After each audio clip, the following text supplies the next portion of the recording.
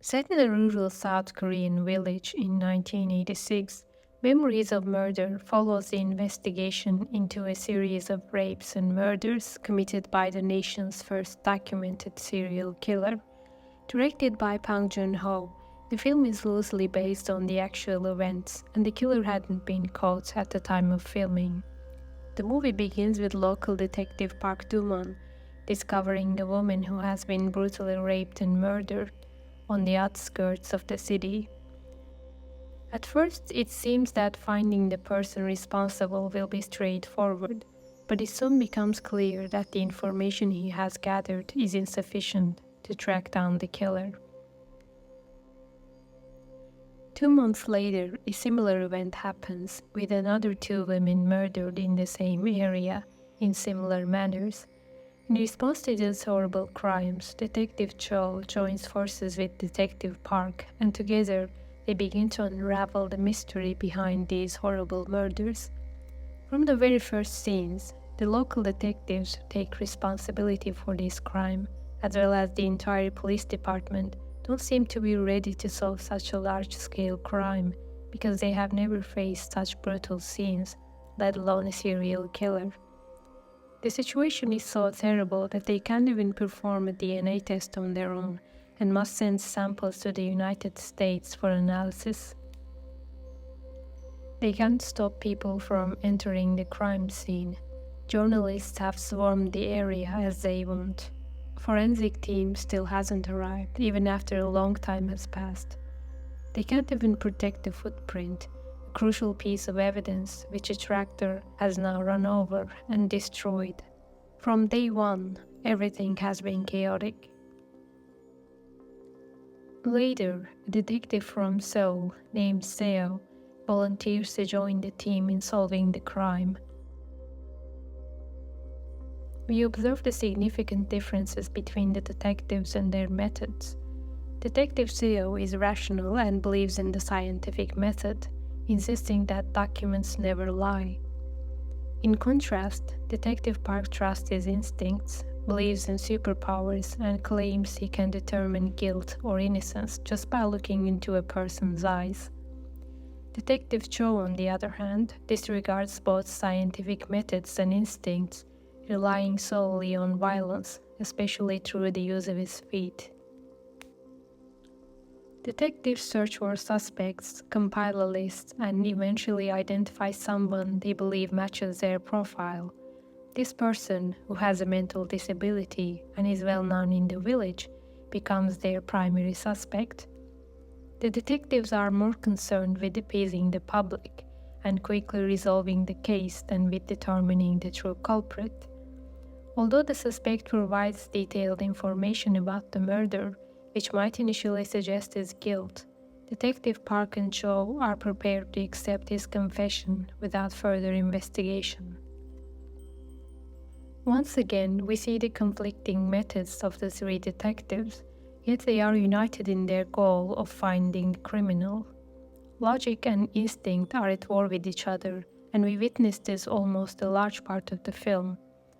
Detective Seo is focused on examining documents and evidence, while his partners Detective Park and Detective Cho resort to instinct and violence to reach their conclusions. In the interrogation room, the detectives use violence to try to obtain a confession from the mentally disabled suspect. It's important to note that in the 1980s, South Korean police had a poor reputation, being viewed as an extension of the military, and it was easy for them to falsely accuse individuals. The detectives involved in these cases are part of this corrupt system, which would take years to reform. The film criticizes South Korean society, its oppressive regime and institutions, and the entire system of that era. This is highlighted in a brief but significant scene where it is revealed that one of the detectives was directly involved in suppressing the student uprisings of the time. The series of murders keep happening, the number of victims increases, and no matter how many clues the detectives come across, none lead them to the perpetrator. They start to lose hope over time, fall into despair, and the corrupted system they are part of starts to wear them down. In a later sequence, a female officer at the police department points out a crucial detail to the detectives.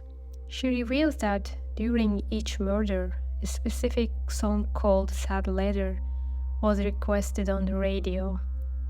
Additionally, they find that the perpetrator committed the murders during rainy weather and that the victims were typically dressed in red.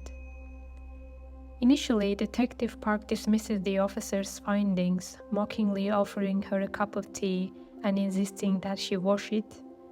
In most of these scenes, it's possible to see obvious misogyny, sexism, and the negative effects of patriarchal society on women and individuals alike.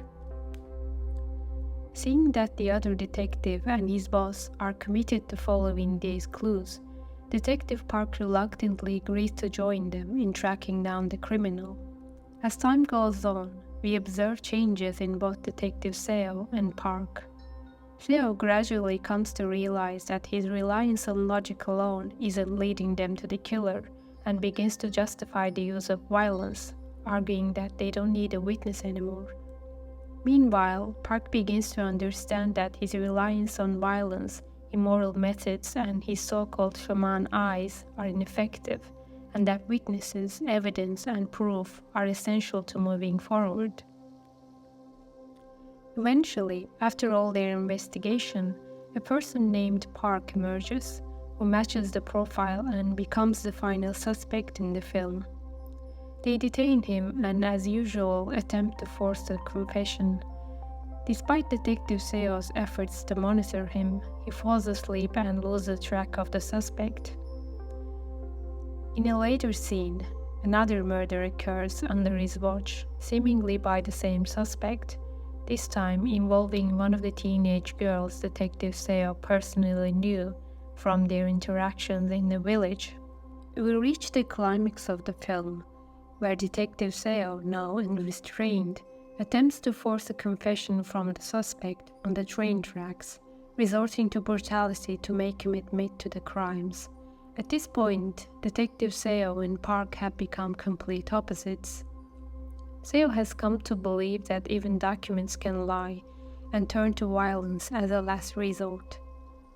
In contrast, Detective Park arrives with DNA evidence preventing Seo from killing the suspect, which is something we couldn't see earlier in the film. He comes to a profound realization that his instincts and eyes had misled him, showing him only what he wanted to see, and he is ultimately compelled to trust the evidence and documents rather than his own perceptions. At the end of the film, we return to the present day, 2003. Detective Park is now retired, has children, and leads what seems to be a normal family life. One day, while passing by the location of the first crime, he decides to visit the spot.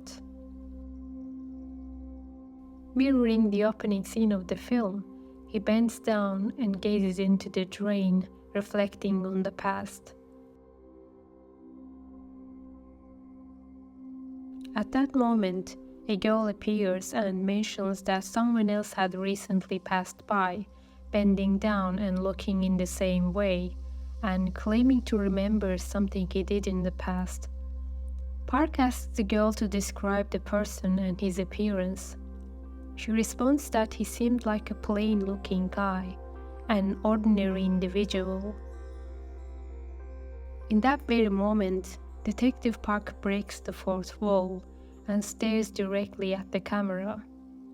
It feels as though he's trying to convey to the audience that the perpetrator of these crimes could be among them, perhaps even sitting next to them in the theater watching the film.